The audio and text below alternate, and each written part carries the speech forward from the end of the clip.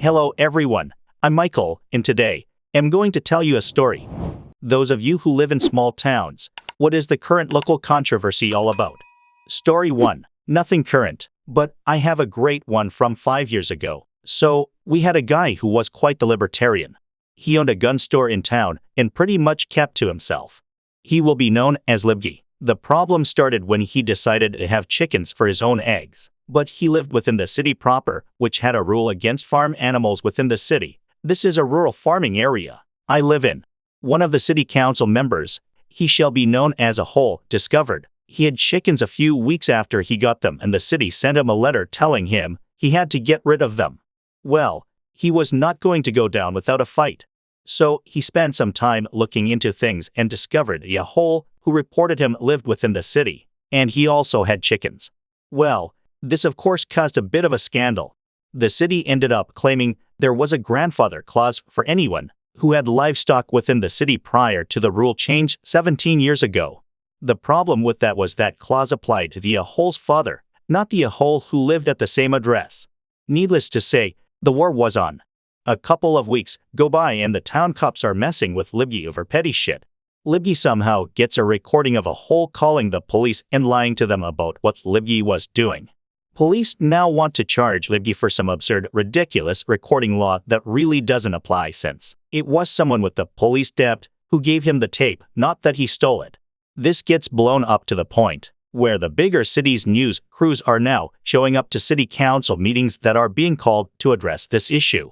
These meetings are getting absurdly blown out of proportion, and in all honesty somewhat slimy and jicky in how the city is handling it. Libgy subpoenas the city council emails to show there was a concerted effort to fuck with him and cover for Ahole. Well, in the course of getting the emails, it was discovered that there was a sexting issue going on between 3 of the city council members. LMAO, believe me when I say this did not involve people that would be considered sexy. All 3, 2 women and 1 male, were married, 200-olds plus, and in their 50s.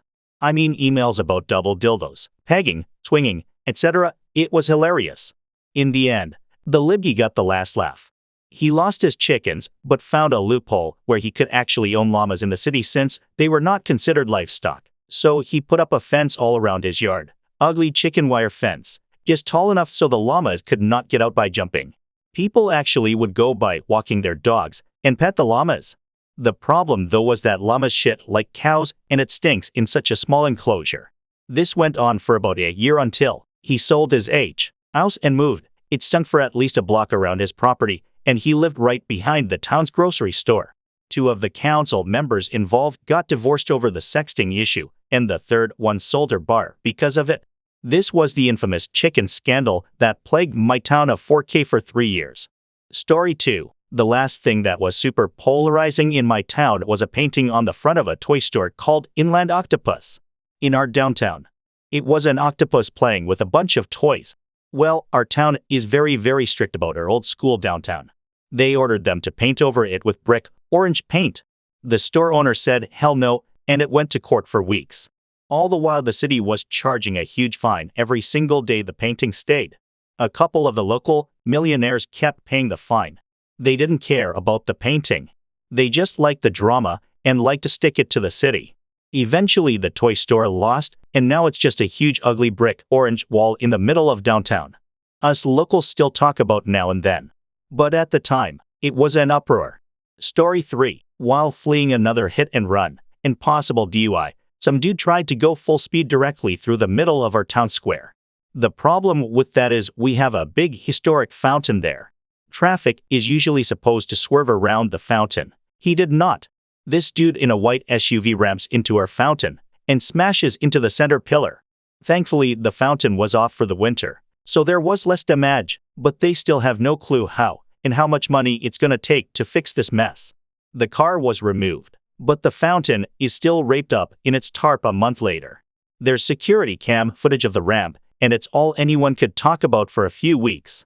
Story 4. Car was spotted in a field burnt to a crisp on New Year's Day. Found around noon since nobody was out and around. Farmer finally drove by and called the landowner to see if he knew about it, which he did not. Hearing that, he approached the vehicle until he was about 20 feet away and noticed a burnt body next to it. He then called 911. Nothing was known about who it was till a missing person was reported later that day. Car and body were so burnt no identifying could be done immediately. Two cameras cut the whole thing from local farm grain bins. Video showed the car in the field and then light moving as if it was stuck and trying to get out. Assumptions are the catalytic converter started the fire, but no one knows for sure. All happened at around 2 a.m. Not much controversy, but definitely the talk of the town. Funeral for the man was a week and a half ago. Story 5. A guy wanted to bury his parents on their parents slightly rural, totally out of the way, virtually no neighbor's property. But the village said no way. We don't do that here. We're classy. So he went to the state for permission to build a funeral home crematorium instead. And he built a giant mausoleum with both their caskets right on the corner of the property, where everyone and their grandma can see it when they drive by. And he has zero plans to actually turn this into a functioning business. It's about half done, no landscaping, and construction vehicles parked all over the place. Gotta hand it to him. Story 6. I don't live in a small town, but my small bit of the city were amused today. A woman posted in the local neighborhood Facebook group to say a woman had knocked on her door at 6:25 a.m. The reason was she had tracked her missing husband's phone to the address. He had not come back the night before. The man was not there, and the poster was a bit concerned. This led to much chat about burglaries and whether she should post the Ring doorbell footage. A man then joined the thread to apologize. It was the missing man. He had got drunk at the football and ended up falling asleep in the house next door to the woman who posted on Facebook. Much hilarity. Story 7. Not current, but it needs to be documented in history. The serial catnapper. A couple lost their cat, so they went knocking door to door in our town and came across their cat crying in a random home's front window. They call the police, who arrive and find 50+ missing cats, along with a fucking graveyard of cats in the garden. Some that had been missing for up to 7 years. It culminated in the catnapper, a 50+-year-old woman, stuffing as many cats as she could in a car and going on a police chase through our little town. Most of the cats were identified and taken home. A very small few went to rescue centers, and the catnapper is currently going under mental health treatment. Apparently, she just took home any cat she saw while on a walk for the last 7 years. This happened about a couple years back, but I had to tell the tale. Story 8. This was a while ago and not limited to a small town but rather section of highway. The highway patrol would always get a call to 911 for sheep grazing on the side of the road. By the time the cops showed up, the sheep naturally started grazing someplace else and would no longer be there. This went on for months, to the point where people thought it was a prank because there would be constant calls to 911 about sheep. But when people got there, there would be no sheep. There were stakeouts, a push for resources to locate the sheep, all sorts of phone calls all over the state to deal with the sheep. No car accidents happened to my knowledge because of the sheep, but they kept showing up. One day, one of the patrolmen started going around the area and knocking on doors to see who even had sheep in the area. He never located them, but since then the sheep have no longer been sighted. Story 8. Local pizza place fired all its staff mysteriously last summer and closed for a few weeks. Naturally, rumors fly right away.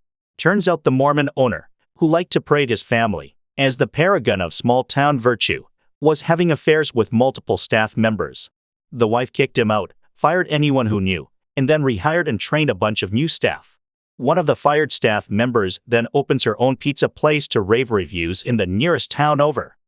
Pizza Place announces it will close at the end of the year, right after they run a promo for gift cards. People are pissed they only have a few weeks to use the gift cards they just bought and were planning to give as Christmas presents. After weeks of record sales, Pizza Place announces they're staying open after all, and now people are pissed. They used up the cards they'd intended to give as gifts. So, Doctor, one pizza owner is disgraced. His wife kicks him out and takes over. Then his mistress opens a competing business. Then a bait and switch about closing leads the entire town to be pissed off. Story 9. We have a Starbucks trying to open in my hometown, but half the city doesn't want it to happen, saying it'll kill the small businesses around it. Literally being built like 2 doors down from a local coffee shop. The town's up in arms about it. Story 10. Surprisingly enough, there isn't one at the moment. In our 3K Pop Town, everyone has come together recently because one of our local homeless veterans lost his pet cat. The entire town has banded together to try and find her, and even hated enemies are planning out search parties together. If you want a small bit of happiness to hold you over until this cat is found, our cat got out in December and didn't come back that day. Spent all week searching, and every single day, I spent hours combing through local shelter pages looking for her. I had honestly given up hope, and we were heartbroken. 3 weeks later, on New Year's Eve, I woke up and opened the back door to let our dogs out. I heard a meow and there she was, just walked right in and ran to her food bowl as if she'd never left. She was skinny as could be, but not a scratch on her. I cried all day long, and there is a video from our camera where you can hear me just saying her name repeatedly, each time different stage of realization until you hear me break and say, "Danny's home." Story 11. In our small English village, someone has managed to knock over one of the speed limit signs at one end of the road. It's a mystery. Everyone is trying to guess who did it, what happened. Was it intentional? Except it's not a mystery in our house. It was my sister, and she hit it when she swerved out of the way of an oncoming car. Narrow country road. We'll keep acting like we are as clueless as everyone else though. Story 12. One guy wanted to open a gas station, but the property wasn't zoned for it. The town wouldn't change it for him, so he put toilets on all of his properties and used them as flower planters. The town has tried many different strategies to get rid of them, to the point where they made a law and then tried to enforce it.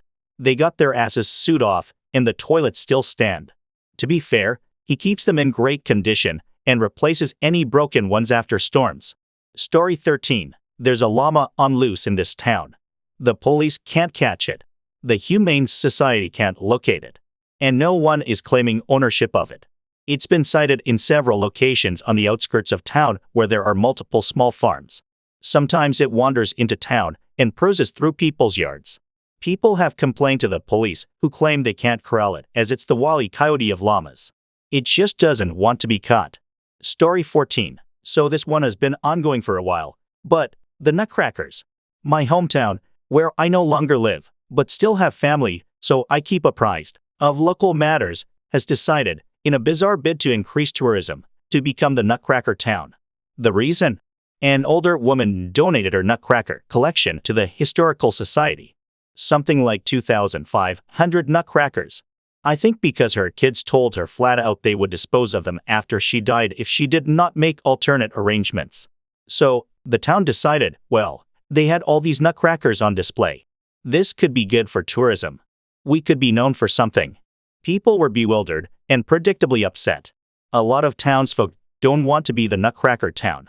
All the local businesses have been pressured to buy these giant expensive cardboard Nutcrackers from the local print shop. They are terrifying. There's been general outcry. Facebook groups, the whole 9 yards. And still the town persists. Still, there are these hollow-eyed giant cartoonish cardboard Nutcrackers everywhere you look. Story 15. I am sure the pool board for my hometown neighborhood has something dramatic happening. Not generalize, but it's a bunch of housewives in a nicer neighborhood that are in charge. So it gets pretty petty and low-key mean to each other and others. Last I heard, they haven't been getting enough funding, so the town took over management of the pool, and they were upset that the town was telling them what to do. Nothing crazy, but just setting up rules about how to get pool memberships instead of the, well, I know this person who has a membership IP, so I get one for free. About a year back, a board member got in a bunch of trouble because they had a key and went down to the pool at night to have sex with someone. The only reason they got caught was someone noticed the lights were on and went in to turn it off.